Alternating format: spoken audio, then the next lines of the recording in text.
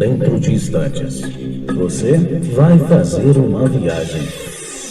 Uma viagem ao mundo do conhecimento. Com o Professor Luigi. Olá, professor. Olá!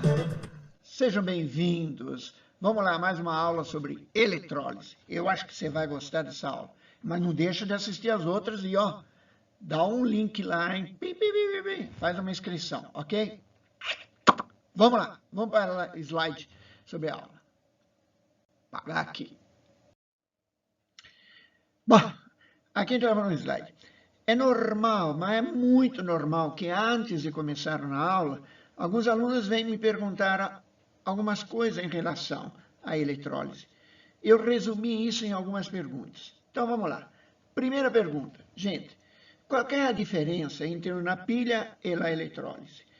É que em ambas, ou nas duas, ocorre uma reação de Oxy-Red.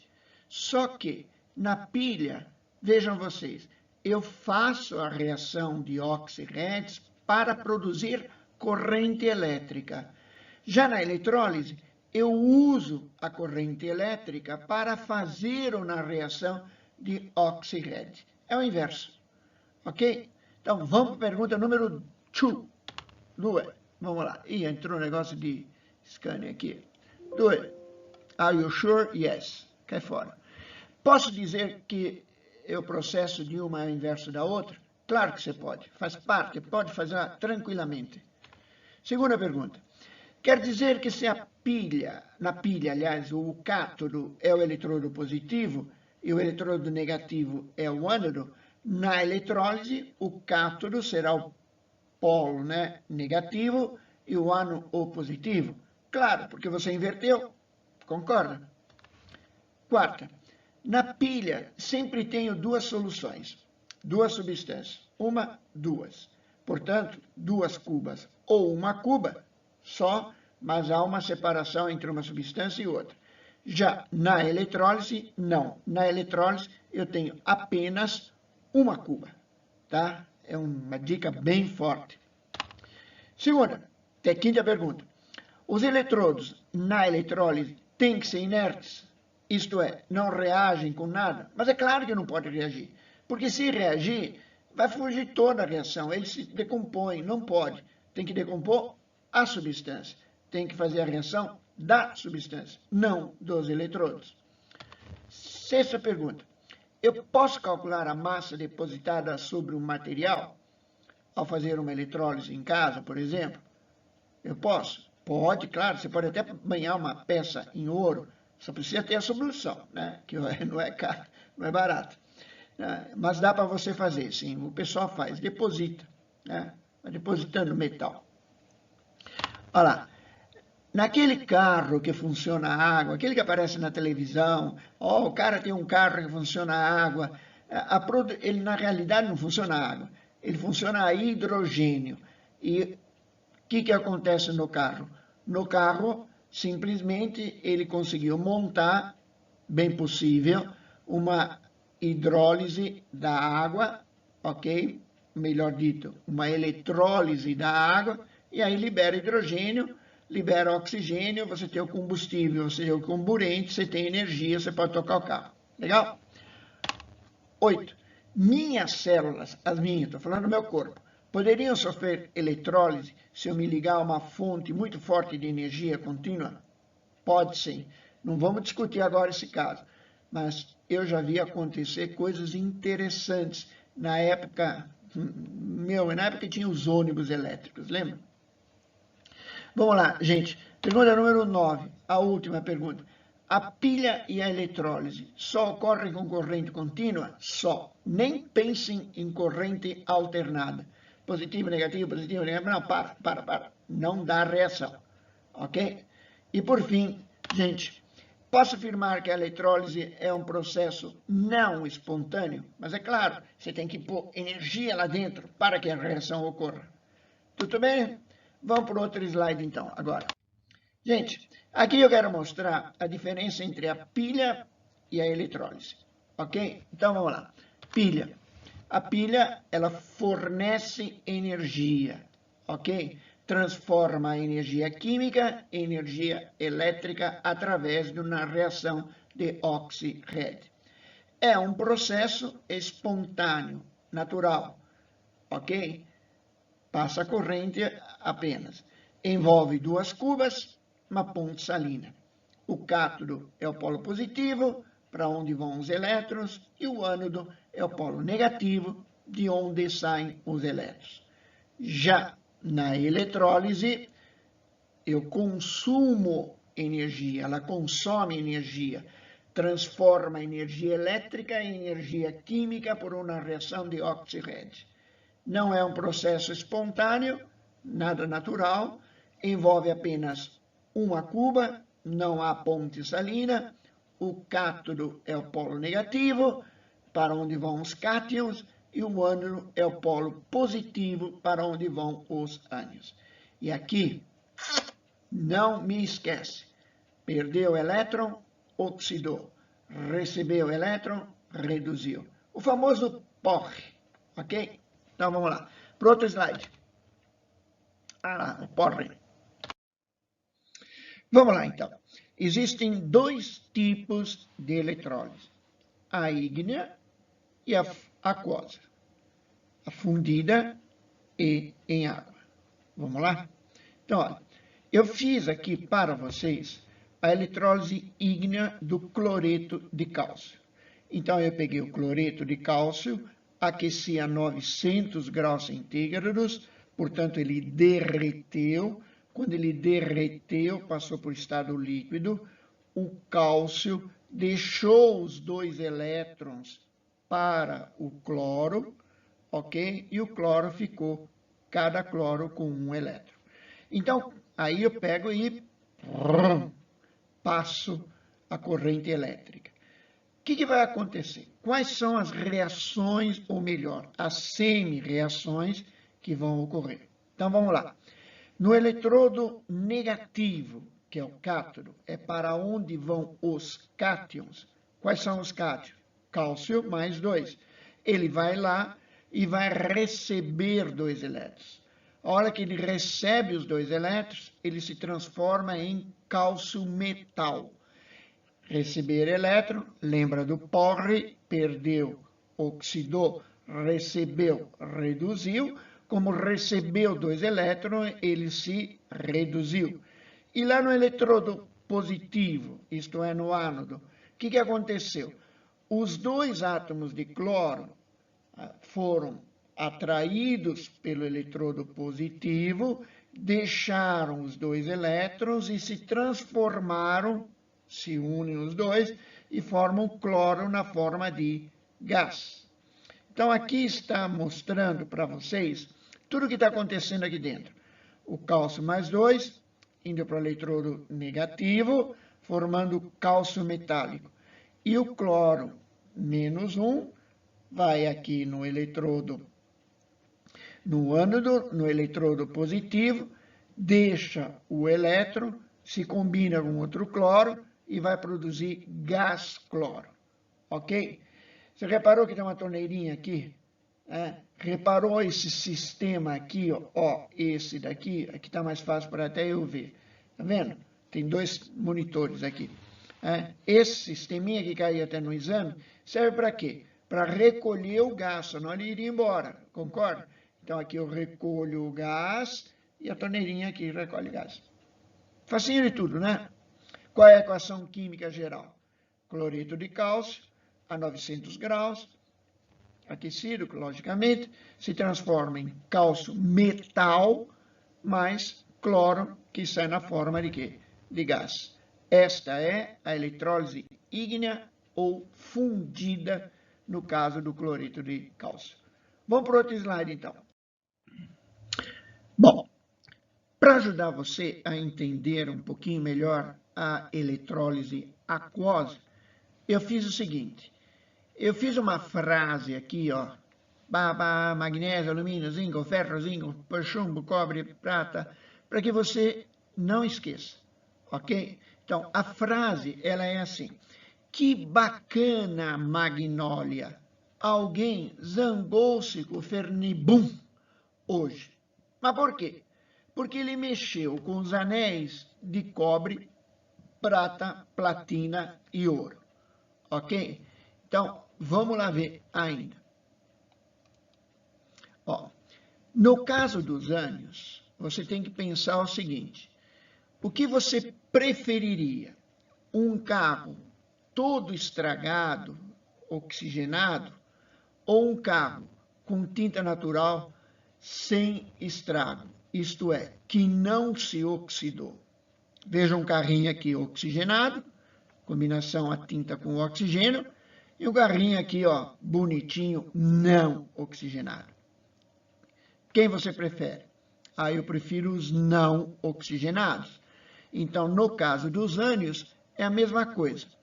Os ânions não oxigenados virão antes dos ânions oxigenados. Ok? Mas lembrando que toda regra tem a sua exceção. É o caso do flúor, F-. Os ânions não oxigenados, eles descarregam primeiro. Lembra? Os mais eletronegativos, eles querem doar e não receber elétrons. Bom, vamos agora para o outro slide, gente. Pronto. Esse slide pede para você dar uma estudadinha bem anterior, ok? Mas vamos lá ao que interessa. Olha lá. Eletrólise aquosa do cloreto de sódio. Muito bem. Então, eu peguei o cloreto de sódio e coloquei em água, para ficar um meio aquoso. Quais são as semi-reações? Ok. No eletrodo negativo, isto é, no cátodo, o que vai acontecer? Porque se você for analisar, quando eu coloco o NaCl em água, eu vou ter 4 íons. Quais? Na+, H+, OH-, Cl-. Vou ter 4 íons. Quem vai ter preferência em descarregar e receber elétron? Então, vamos lá. Entre os íons positivos, Na+ e H+. Na+, metal, quer doar elétron, não quer receber elétron. Ok? Então, o H vai antes. Ou então, lembra daquela que bacana magnólia, alguém lembrar. Tá? E no eletrodo positivo, eu tenho o OH- e o Cl-. Lembre-se, quem vai primeiro? Ânions não oxigenados. Então, vai o Cl-. Cl- vai lá, deixa o seu elétron, deixa o elétron no eletrodo positivo, não é? É a reação anódica, porque ocorre no ânodo. E o que vai sobrar? Veja, se o H vai lá e ele sai na forma de hidrogênio, e o cloro vai aqui no ânodo e sai na forma de cloro, o que vai sobrar dentro da solução? NaOH. Esta é a forma de produção do hidróxido de sódio, ou soda cáustica. Ok? Então, vamos lá, para o outro slide, para você aprender mais um pouquinho.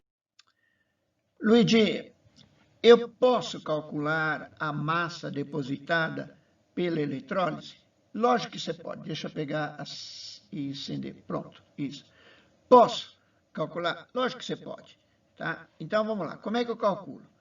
Ora, pela lei de Michael Faraday. O que ela diz?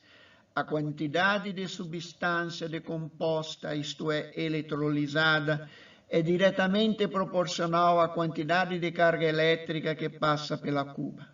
Quanto mais carga passar por aqui, maior será a quantidade eletrolizada. Portanto, veja, a massa é igual a K, é uma constante, lembra, constante de proporcionalidade. Quando eu tenho na proporção e quero passar uma proporção numa igualdade, eu multiplico por uma constante. E o quê? O que é o quê? Que é a quantidade de carga que passa pelo sistema.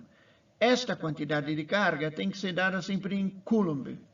E aí você tem que lembrar, isso tem que lembrar, 96.500 Coulomb eletrolizam 1 mol de elétrons, ou 6 vezes 10 elevado a 23 elétrons, que também é igual a 1 Faraday. Então, se alguém perguntar, 1 Faraday é igual a quanto? A 96.500 Coulomb, ou a 1 mol de elétrons, ou 6 vezes 10 elevado a 23 elétrons. Ok? E aqui lembra que eu te falei a constante de proporcionalidade. Quando se transforma uma proporção em igualdade, multiplicamos por uma constante. I é a intensidade de corrente, que é sempre dada em ampere, e o tempo dado em segundos. Quanto tempo vai passar aqui? Você não vai fazer uma eletrólise de horas, você vai fazer uma eletrólise de quantos segundos? Então, te dou um exercício resolvido aqui. Eu quero que você leia com calma. Num sistema X, o eletrólito está contido numa lata de zinco que funciona como um dos eletrodos. Que massa de zinco é oxidada durante a descarga elétrica neste tipo de sistema por um período de 30 minutos, envolvendo uma corrente de 5,6. Bom, resolvendo o problema. O que eu sei? O que eu sei é que a quantidade de carga é igual à intensidade no tempo que vai levar. O tempo é dado sempre em segundos e a intensidade da corrente é sempre dada em ampere. Portanto, Q é igual. Ver qual é a amperagem, qual é a intensidade, e você passou 30 minutos em segundo, 1800. Vai dar o quê? 965 Coulomb. Ok? Ora, aí você faz aquela proporção. 1 mol de zinco vai se transformar em íon Zn mais 2, liberando 2 elétrons. Então, vira lá, 1 mol de zinco libera 2 mol de elétrons. Ora, cada mol de elétrons é 96.500 Coulomb. Como você tem 2 mol, 2 vezes 96.500. Quando ocorrer a passagem de 2 vezes 96.500 Coulomb, você tem a deposição de quanto? 65 gramas. Mas como passou apenas 965 Coulomb, vejam quanto você vai ter? Schweppes. E o valor de Schweppes é 3,25 vezes 10 a menos 1 gramas de zinco. Esta é a quantidade, então, que será depositada, será eletrolizada. Ok? Muito bem, vamos para o slide posterior. Bom, segundo caso, eu tenho cubas em série. Ó, uma cuba, duas cubas, uma seguida da outra. Então, eu vou fazer 2 eletrólises. Aqui dizemos que está ocorrendo uma eletrólise em série. Isto porque a carga que passa pela solução de sulfato de cobre, aqui, é a mesma que passa pela solução de nitrato de prata. Aqui, veja. Assim, a carga da cuba 1 é igual, claro, à carga da cuba 2. Então, eu te dei um exercício. Ao fazermos a eletrólise em série de sulfato de cobre e nitrato de prata, percebemos que na célula de nitrato de prata, no cátodo, ocorreu a deposição de 2,16 gramas de prata. Calcule a massa depositada na outra célula eletrolítica ou eletroquímica. Dados: a prata o mol é 108 e o cobre mol 63,5. Facinho de tudo. Aqui eu te pus a resolução, raciocínio. A carga que passa na solução 1 é igual à carga que passa na solução 2. Resultado de tudo isso, X2 igual a 6,35 gramas é a massa de cobre depositada. Facinho, né? Vamos para o outro. Resolva esses exercícios que poderá acertar qualquer um no vestibular. Te dei 1, 2, 3, 4 exercícios. E as respostas estão aqui de cabeça para baixo. Ok? E fiz uma observação aqui. Lembrar que a fenolftalina, em meio ácido, ela é incolor. Mas em meio básico, ela é vermelha. Quer dizer, é um rosa bem forte. Tudo bem? Vamos para o último slide. Aqui tem, gente, você faz as suas escolhas e suas escolhas vão fazer você. deixa uma mensagem para vocês e chama a atenção disso. Ó. Se o teu concorrente fizer 50 questões, quantas a mais você tem que fazer que ele? Uma só. Se você fizer 51, a vaga é tua. E aqui fica um presentinho para vocês. Se você quiser ganhar um trevinho de 4 folhas, manda um e-mail para mim, com o teu endereço, claro, que eu vou mandar para você um trevinho de 4 folhas plastificado. Como eu disse aqui, quem teve, passou no vestibular. Pense, ok? Ó, um beijo para você, até o próximo slide, tudo bom? Até a próxima aula, o vídeo aula. Um beijo, tchau, tchau, gente. Deixa eu tentar desligar agora aqui, ó.